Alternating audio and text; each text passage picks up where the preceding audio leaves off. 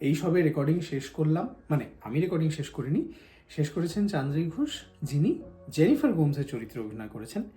এবং সেই চরিত্র থেকে মনে হয় না এখনও বেরোতে পেরেছেন, জাস্ট বেরিয়েছি আমরা স্টুডিও থেকে, তো আমরা ডিরেক্টলি চলে যাব।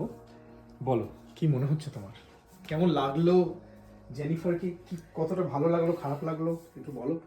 কেমন লাগলো আমি বলতে পারবো না। আমি শুধু মানে আমাদের জীবন থেকে অনেক কিছু চলে যায়, পিছিয়ে যায়, হারিয়ে যায়, কিন্তু একটা সুন্দর সময়ের মধ্যে, একটা মেমোরির মধ্যে সেগুলো মেখে থাকে। তো সেই অনুভূতিগুলো আজকে মানে এই যতটা সময় আমি জেনিফার হয়ে কথা বললাম এবং আমি ওকে ফিল করলাম, এত ভালোবাসা, এত এত কষ্ট, এত সৌন্দর্য, মানে সবটা একসঙ্গে, এত পাওয়া, এত না পাওয়া, এই সবটা মানে এত লিরিক্যালি ফ্লো করছে পুরো গল্পটার মধ্যে দিয়ে।